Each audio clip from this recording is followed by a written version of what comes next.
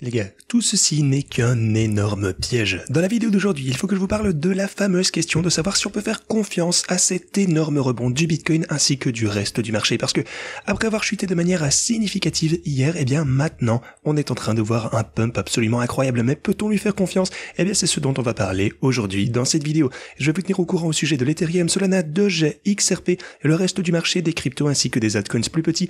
Bien sûr, je vous tiendrai également au courant des stratégies de trading. Alors, aujourd'hui, on va avoir des choses énormes qui vont se produire au cours de cette journée. Alors les gars, laissez-moi passer en revue tout ce que vous devez savoir dans cette vidéo. Encore une fois, c'est une vidéo que vous ne voudrez pas manquer si vous holdez la moindre crypto-monnaie. Alors bienvenue à tous, je m'appelle Maxime et je vous apporte chaque jour des nouvelles vidéos en français sur les crypto-monnaies en vous apprenant comment vous faire de l'argent sur ce marché. Si vous êtes nouveau sur cette chaîne, alors soyez sûr de vous abonner et d'activer la cloche dès maintenant. Ok, comme toujours, allons droit au but. Et c'est juste absolument incroyable, regardez ça.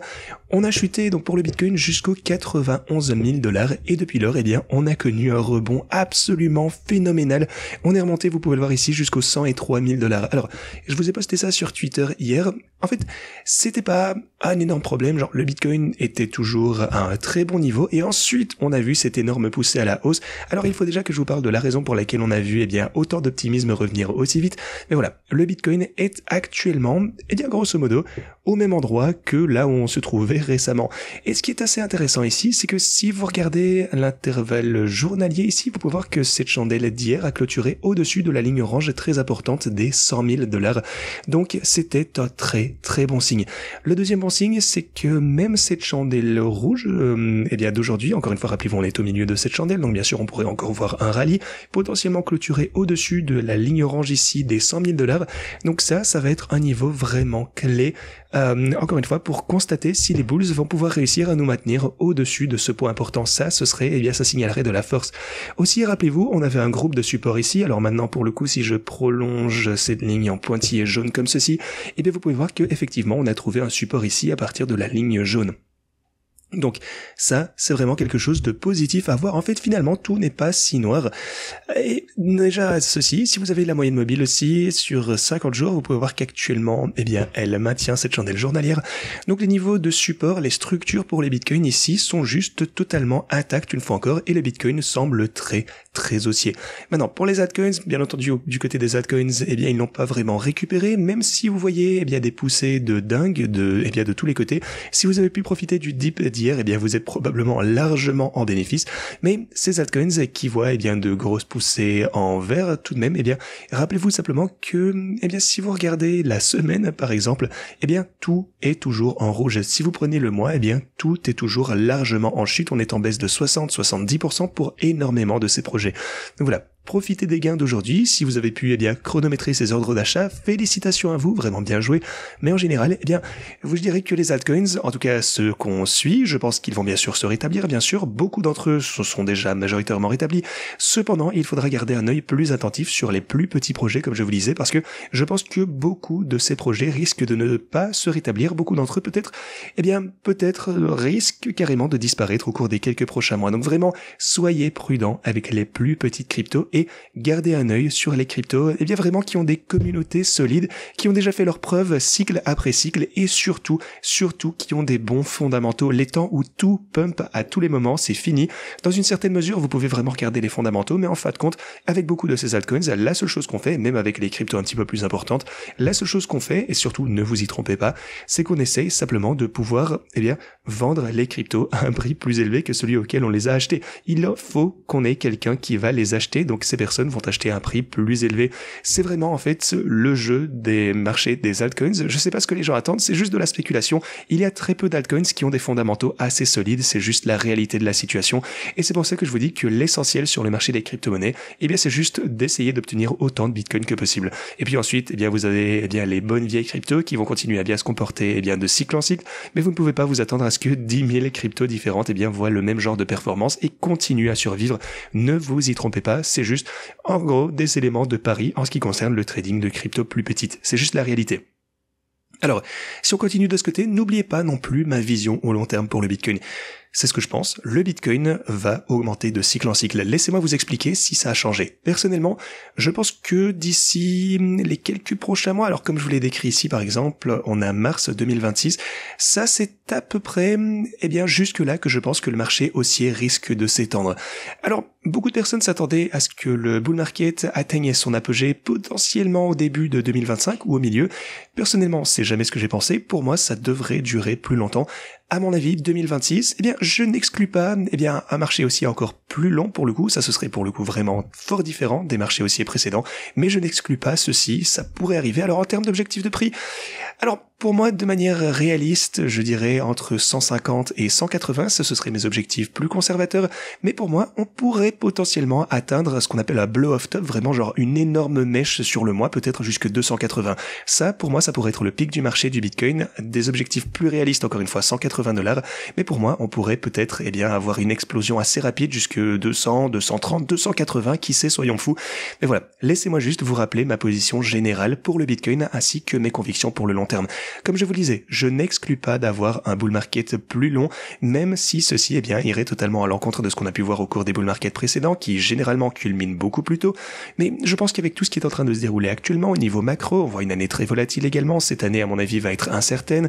Je pense qu'on va continuer à avoir une tendance à la hausse, oui, mais il faut se préparer à beaucoup de volatilité.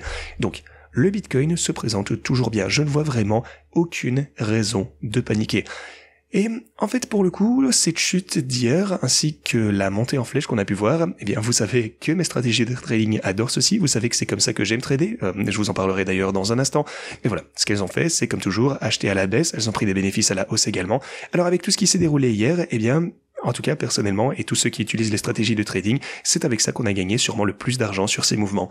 Mais ceci dit, passons maintenant à l'Ethereum, parce que l'Ethereum, de son côté, a connu également une énorme poussée hier.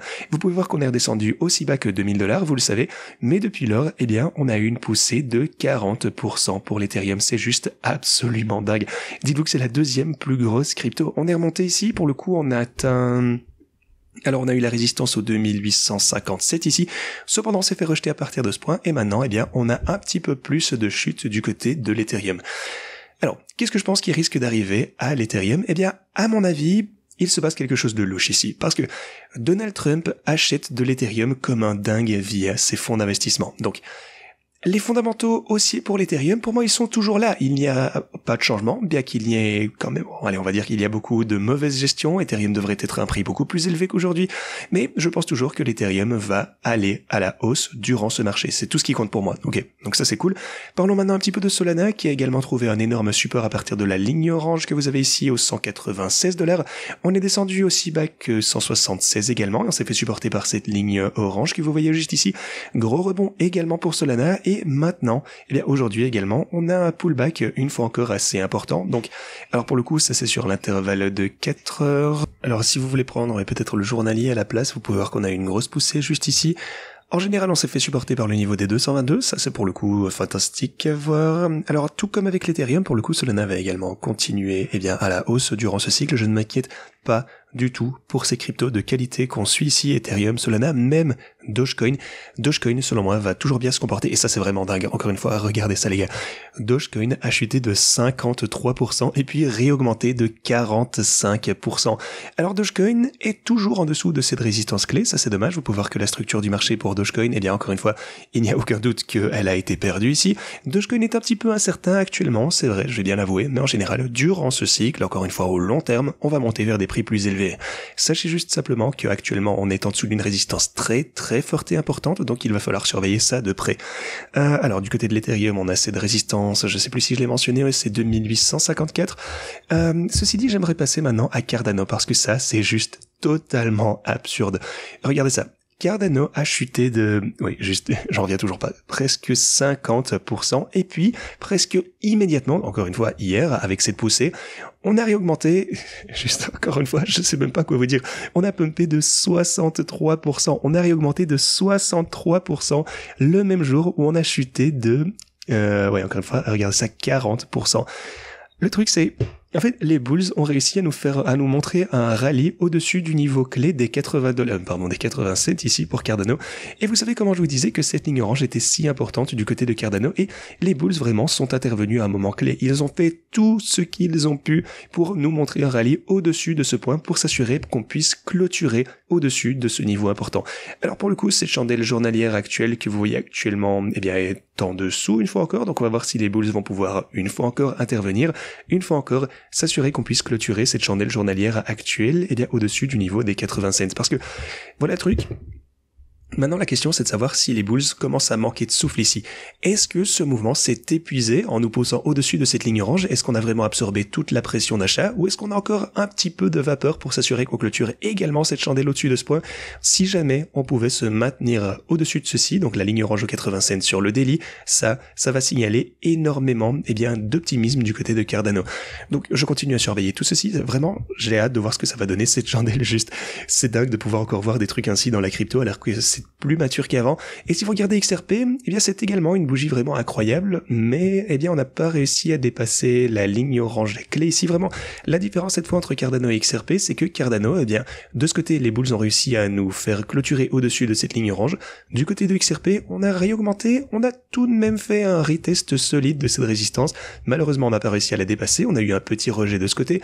Cependant, j'aurais envie de dire que la bonne nouvelle, c'est qu'on est en train d'établir un petit support de ce côté, donc peut-être une certaine consolidation ici. Et ensuite, on verra bien, si jamais on peut franchir ce point, on devrait avoir un autre rallye à la hausse. Dans l'ensemble, en ce qui me concerne, le XRP semble toujours très très fort, parce que, eh bien, depuis le sommet précédent, ici, on est en chute que de 20%. En fait, si vous regardez énormément des altcoins que vous avez de ce côté, comme je vous disais, ils sont, eh bien, pas mal d'entre eux sont en chute de 60, 70%, voire 80%. Alors, je suis toujours convaincu que ces actifs vont bien se comporter. Encore une fois, je tiens à le préciser. Et en fait, hier, comme vous savez, j'ai profité de cette période de baisse. J'ai pas réussi, bien sûr, à chronométrer la chute absolue. Peu de personnes l'ont fait, je pense. Mais quelque part, au sein de cette chandelle verte, j'ai pu prendre des positions pour Cardano et pour XRP. Je vous tiendrai au courant, bien sûr, à ce sujet dans un instant. Tout d'abord, j'aimerais vous montrer le graphe total, donc le market cap total des cryptos. Et toujours, ils arrivent à nous maintenir au-dessus de cette structure. Alors de quoi est-ce que je vous parle? Eh bien c'est cette ligne orange juste ici. Ça c'est vraiment un niveau absolument clé. Si on pouvait se maintenir comme ceci, eh bien ça signale également une dynamique très très forte et vraiment ce serait une nouvelle extrêmement bullish. Si jamais on pouvait se maintenir sur cette ligne orange ici aux 3160 milliards de dollars, c'est une des choses clés qu'il faudra surveiller aujourd'hui. Mais pour les plus petits altcoins sur le graphe Others, eh bien vous savez qu'on a dépassé cette structure juste ici. Donc ça c'était la structure qu'on a de ce côté. On est tombé en dessous, on a eu un petit rallye, mais ensuite on a une continuation à la baisse. Donc, ces plus petits altcoins, eh bien, encore une fois, ont l'air un petit peu plus inquiétants, c'est vrai, mais dans l'ensemble, eh bien, je m'en tiens, encore une fois, à ceux que je couvre ici avec vous sur la chaîne. Pour le moment, je n'ajoute aucune position. Bien sûr, j'ai des bags avec différents altcoins, des plus petites cryptos qui se sont fait totalement démolir, encore une fois, je vais être honnête. Mais en termes de trading actuellement, de plus grosse taille, eh bien, je m'en tiens surtout aux altcoins majeurs ici. Donc, Solana, Doge, Ethereum, Cardano, XRP, et bien sûr, le roi Bitcoin, qui est toujours vraiment le seul et unique objectif, c'est juste d'accumuler autant de Bitcoin que possible.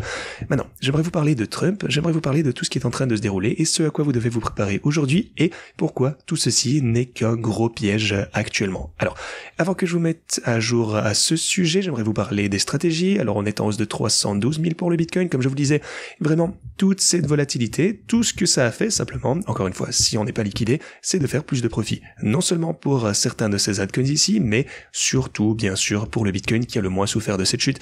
La stratégie, enfin l'algorithme a fait énormément de profit de ce côté. Ça c'est formidable à voir. Je pense qu'on risque de franchir les 400 000 $ de profit si très bientôt pour le Bitcoin. Ça déjà c'est fantastique. On a la stratégie Ethereum qui est toujours en chute, au total de 50 000 $.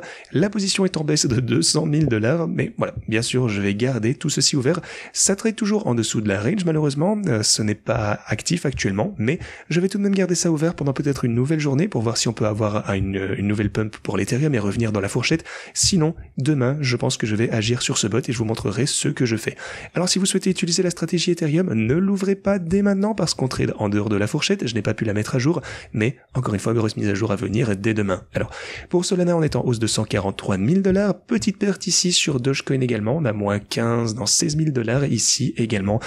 Mais voilà, ceci, toujours encore une fois sur l'algorithme, eh bien, est en train de réaliser pas mal de bénéfices. Donnez-lui encore un petit peu plus de temps. On continue latéralement. On a de la volatilité également. Tout comme avec Dogecoin ici, la position elle-même est en chute de 80 000 $ parce que je suis entré à 35 000, je n'ai rien ajouté, non je suis entré à 35 cents, pardon. Le prix moyen c'est sûrement 35 pour toute cette position, donc on est significativement en chute par rapport à ça, mais avec l'algorithme, eh bien au minimum ça compense tout ceci, tout comme avec l'Ethereum ici d'ailleurs comme je vais vous le montrer, même si la position est en baisse de 200%, l'algorithme de son côté est en hausse de 153. Alors ne vous inquiétez pas trop à ce sujet, à mon avis tout se présente toujours pour le mieux. Maintenant, en ce qui concerne ces altcoins en général, pour les stratégies de trading, comme je vous disais, d'énormes mises à jour ici, j'ai modifié bon nombre de ranges pour la plupart de ces altcoins. Assurez-vous de mettre à jour vos paramètres si vous souhaitez utiliser les mêmes cryptos que moi. Et aussi pour les bots short, j'ai également mis à jour ceci. Si vous souhaitez shorter, eh bien j'ai également des stratégies pour ceci. J'ai mis à jour les prix du bot short Ethereum ainsi que le bot short pour Cardano de ce côté. Donc, gardez un œil sur ceci également si vous utilisez ces outils. Alors, ce que je suis en train de voir actuellement, c'est que tout ceci, c'est un gros piège. Pourquoi est-ce que je dis ça? Je vais vous expliquer en détail. Alors, ce que les gens disent actuellement avec cette énorme chute, eh bien, on voit tout ceci d'ailleurs dans les commentaires sur YouTube, partout sur Twitter. Les gens disent, hey, tu voulais que Donald Trump devienne président et maintenant regarde ce bazar. Le prix du Bitcoin et les altcoins s'effondrent de tous les côtés. T'as eu tort, machin. Bref. Si vous revenez quelques semaines en arrière, ce que je vous disais avec tout ceci, même avant que Donald Trump ne devienne président, je vous disais qu'il ne fallait pas surestimer les effets au court terme et ne pas sous-estimer les effets au long terme, comme avec les ETF. C'est vraiment la même chose que je vous disais l'année dernière lorsqu'on a lancé les ETF. Les gens disaient, alors oui, on va avoir des pumps immédiatement de 500%. Moi, je vous disais, soyez prudents, vous allez vous faire avoir. Je pense qu'on va très probablement chuter lorsqu'on aura cette nouvelle et que les effets au long terme nous feront monter après. En fait, c'est exactement la même chose qui s'est produit lorsque l'ETF a été lancé. Le Bitcoin a chuté vraiment genre tout d'un coup. Et puis au fil du temps, eh bien, il a fini par réaugmenter parce qu'on a vu les effets positifs de l'ETF qui accumulait du Bitcoin au fil du temps. Alors, même lorsque Donald Trump, eh bien, a pris son pouvoir, je vous ai dit que c'était en fait une nouvelle bearish parce qu'il avait lancé 100 meme coins et ça drainait un peu toute la liquidité. Les gens disaient alors oui, maintenant on va exploser jusqu'à la lune. Et moi je vous disais toujours faites attention. Le lancement d'un meme coin, eh bien en fait ça détruit la confiance du marché des crypto-monnaies. Je pense toujours cependant qu'au fil du temps, la présidence de Donald Trump sera bullish pour les crypto-monnaies. Alors en d'autres termes, il y a beaucoup de personnes qui se sont fait piéger actuellement parce que ils ont commencé vraiment à avoir de la FOMO, de se lancer dans l'Ethereum, dans les altcoins et même dans la monnaie de Trump. Et le jour où Donald Trump est devenu président, ou même quelques jours avant ceci, eh bien, ils ont tout investi et maintenant ils se sont fait démolir. Pas vous, bien sûr, parce que, eh bien, comme je vous disais, en tout cas, je l'espère, j'ai essayé de vous avertir du mieux que je pouvais, de ne pas sous-estimer les effets au long terme, mais de ne pas YOLO non plus au court terme. Alors, les gens surestimaient certainement les effets au court terme, et maintenant, vous voyez ce genre de chute, vous voyez les altcoins qui s'effondrent de 60-70%, et maintenant les gens paniquent. Les gens vendent tout ce qu'ils ont, mais ils passent vraiment à côté de l'essentiel. C'est qu'on a le président crypto le plus bullish du monde actuellement de toute l'histoire de la crypto-monnaie. On a une administration pro-crypto, c'est pas à sous-estimer. Non seulement le président aime la crypto, mais toute l'administration va en sa faveur. Gary Gensler est hors de la SEC, basta, au revoir. Donc les gens ne tiennent pas compte de toutes ces choses, ils ne regardent que le court terme, mais les fondamentaux, le long terme, les effets au long terme sont toujours très très solides, aucune raison de s'inquiéter. C'est pour ça que je ne panique pas, je n'ai aucune inquiétude pour le marché des cryptos. J'étais toujours préparé à la volatilité. C'est à ça qu'on s'est engagé lorsque Donald Trump est devenu président. On savait qu'il y aurait de la volatilité parce que aussi, c'est vrai qu'il est un peu imprévisible. Et d'ailleurs, pour moi, pour tous ceux qui utilisent ces stratégies de trading, ce genre de volatilité, eh bien, ça nous fait simplement gagner plus d'argent. Donc, je ne m'en plains pas. La seule chose que je dois faire, c'est juste de m'assurer de ne pas me faire liquider. C'est mon opinion, bien sûr. C'est pas un conseil financier. C'est juste ce que je fais personnellement. Mais les gens, je pense, sont trop enclins à ignorer tous ces fondamentaux haussiers actuellement. Ils ne regardent en fait que l'évolution de prix des quelques derniers jours. Et même avec tout ça, eh bien le Bitcoin ne se porte toujours pas si mal quand vous y pensez. Regardez, hier, on a clôturé à 100 000... Qu'est-ce que ça nous donnerait? 102 000 $ presque. Imaginez-vous ça, il y a un an, personne n'y aurait cru. À mon avis, rien à craindre, les fondamentaux sont solides. Alors oui, on a 10 000 nouveaux altcoins qui sont lancés tous les jours et la plupart d'entre eux vont descendre jusque zéro, il faut en être conscient. La plupart des personnes qui se lancent dans les plus petits projets, les meme coins, tout ce qui est nouveau, qui est lancé sans fondamentaux, sans communauté, la plupart d'entre eux vont faire moins 99,99999%. C'est juste la réalité de ce jeu. Mais moi, j'aime profiter de cette volatilité, j'aime simplement utiliser mes bots de trading qui font ça à ma place et, eh bien, tant que mes actifs au fil du temps augmentent, ce qui selon moi, donc Bitcoin, Ethereum, Solana, Doge, Cardano, XRP, tout ceci, je pense qu'avec le temps, ils ne peuvent que continuer à la hausse. Tant que ça se produit, eh bien, tout ira pour le mieux. Et puis, bien sûr, j'utilise aussi, c'est vrai, j'utilise différents altcoins, des plus petites cryptos, dont je parle aussi sur la chaîne. On a Seapool, on a Zentree, toutes ces différentes cryptos dont je vous parle de temps en temps. Donc ça, c'est cool. Vous pouvez aussi investir dans ce genre de trucs, mais vous devez avoir une stratégie pour savoir quand et comment les vendre. Ne les gardez pas pendant des années.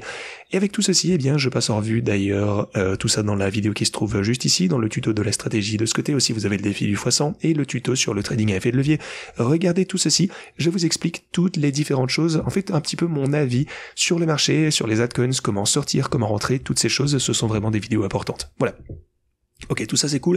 Maintenant j'aimerais vous parler rapidement du défi du x100. Alors avec la chute et la remontée qu'on a vue hier, eh bien les stratégies de profit ont fait davantage, les stratégies de trading pardon, ont fait plus de profit sur la grille. Alors je suis pas sûr de pouvoir libérer ça, j'aimerais pouvoir libérer le profit pour le coup pour faire du compounding dans le bot, mais je sais pas s'il va me permettre de... Vous savez quoi, on va essayer, ouais non. Malheureusement, il va pas me laisser faire ceci parce que, eh bien, il veut utiliser cet argent en tant que sécurité. En fait, il l'utilise en continu. Forcément, c'est une marge supplémentaire. Donc voilà, pas de problème. On va faire comme ça. Et, eh bien, il faudra qu'on voit un petit peu plus de poussée ici, ou même peut-être une autre chute, et puis une poussée pour voir plus de profit de grille. Ensuite, lorsque je pourrai, je prendrai ceci et je vais faire du compounding. Je vais le composer à nouveau dans cette stratégie. Sinon, hier, j'ai profité, comme je vous le disais, de l'occasion pour rentrer dans des stratégies XRP et pour Cardano. Alors, vous pouvez voir que ça se porte plutôt pas mal actuellement. On est en hausse de 40 000 $ sur ces deux cryptos. C'est juste dingue, en fait. C'est presque exactement la même chose. Attendez, comment c'est possible, en fait? Regardez les pourcentages, c'est presque exactement la même chose. Ouais. C'est vraiment dingue, mais voilà, j'attends avec impatience de voir ce que ça va donner. Je pense que ça va continuer à bien se comporter à l'avenir. Alors, ceci dit, si vous souhaitez utiliser mes stratégies de trading, assurez-vous de vous rendre en description de cette vidéo. Vous pouvez toujours entrer un prix bien inférieur par rapport à il y a quelques jours, que ce soit pour le Bitcoin ou même le défi du x100. Alors, vous avez le bot juste ici. N'utilisez pas le bot Ethereum comme je vous le disais parce que les paramètres sont obsolètes. Il faut que je les mette à jour demain. Pour Solana, vous avez le bot juste ici. Vous avez également Dogecoin et puis vous avez XRP, Cardano ou même 180 autres altcoins. J'ai mis à jour pas mal de paramètres également, donc vous pouvez cliquer sur ce lien et ça vous ramènera de ce côté. Ensuite, vous pourrez simplement utiliser le bot pour la crypto que vous voulez. Alors, à quoi peut-on s'attendre de la part de cette journée et de l'avenir? Hier, alors les nouvelles sur les tarifs douaniers sont tombées et ensuite Donald Trump a déclaré qu'il était entré dans des discussions avec le Mexique et je pense également avec le Canada. Alors je pense que les tarifs ont été adoptés ou ont été posés. En fait, ça fait rebondir les marchés, quoi qu'il en soit. Donald Trump, en substance, utilisait ces tarifs pour juste obtenir ce qu'il voulait. Donc, il voulait que le Mexique et le Canada sécurisent encore plus les frontières. Donc, voilà, ça commence à se tasser un petit peu. Alors, le Mexique enverra 10 000 soldats à la frontière et aidera à différentes choses, visiblement. Donc, ils sont en train de trouver un accord. Alors, aujourd'hui, vous allez également avoir, de la grosse data qui va être publiée. Vous avez, alors, les emplois, les données vont être publiées aujourd'hui. Ça va provoquer de la volatilité. Préparez-vous à ça. Alors, également, si vous regardez ce qui est en train de se passer à d'autres trucs qui arrivent dans la crypto. Alors vous avez David Sacks qui tiendra une conférence de presse aujourd'hui. Ceci concerne un plan en quelque sorte pour les États-Unis en matière d'actifs numériques, donc ou un plan pour le leadership des actifs numériques aux États-Unis. En fait, qu'est-ce qui va être annoncé? On verra bien, mais ça semble être quelque chose d'assez bullish. Comme je vous disais, les fondamentaux sont haussiers. Vous allez continuer à voir ce genre de truc être publié au cours des quelques prochaines années et j'espère bien sûr plus longtemps que ceci. Aussi, on a un décret exécutif pour créer un fonds souverain. Donc les États-Unis vont en fait créer un fonds souverain qui détiendra de nombreux actifs différents. Maintenant, la sénatrice Cynthia Lummis, donc on sait que c'est une grande partisane bien sûr de la réserve stratégique Bitcoin, elle dit que c'est une affaire vraiment importante avec le Bitcoin juste ici. En fait, ce qu'elle laisse supposer, c'est que probablement dans ce fonds de richesse, vous allez avoir du Bitcoin. Maintenant, le marché s'attend en quelque sorte à voir ceci, donc même si le marché s'attend à ça, s'il est vraiment annoncé que le Bitcoin va être inclus là-dedans, je pense qu'on risque de voir une poussée assez intéressante. Cependant, si aucune mention de crypto, n'arrive de ce côté, alors peut-être qu'on risque d'avoir une réponse négative, parce que le truc c'est que là, tout le monde a désespérément besoin d'une bonne nouvelle. Cependant, gardez à l'esprit que, ils ont 90 jours pour, nous donner simplement plus de détails. On en saura plus, quoi qu'il arrive, dans les 3 prochains mois. Mais à mon avis, tout se présente pour le mieux actuellement. Et juste, je ne peux pas croire que les personnes sont en train de vendre leur Bitcoin actuellement parce que... j'en sais rien, forcément chacun pour soi, j'ai envie de vous dire, mais si vous avez un horizon au long terme, comme celui que j'ai ici, comme je vous disais, je n'exclus pas le fait eh bien qu'on puisse avoir un sommet vers la fin peut-être de 2026 pour ce marché haussier. Peut-être qu'on va avoir énormément de volatilité comme ceci, en tout cas, bien sûr, c'est pas fini, on aura encore des crashs, mais pour moi, peu importe, tout semble positif pour le long terme et c'est tout ce qu'on a besoin de savoir. Le plus de volatilité, le plus les stratégies de trading pourront également faire du profit, donc voilà. Pour moi, on est dans une bonne situation. Tout ce qu'il faut, c'est ne pas se faire liquider. Restez concentrés, je ne suis pas inquiet. Dites-moi ce que vous en pensez aussi en section commentaires. Et aussi à propos de ma théorie selon laquelle Donald Trump est... Alors, oui, évidemment, tout ça, c'est peut-être un peu bearish au court terme, mais c'est haussier au long terme pour la crypto en général. Êtes-vous d'accord, eh bien, avec ce style de dicton, en fait, selon lequel il ne faut pas surestimer les effets au court terme et ne pas sous-estimer les effets au long terme? Faites-le moi savoir. Ceci dit, merci beaucoup d'avoir regardé et moi je vous dis à la prochaine.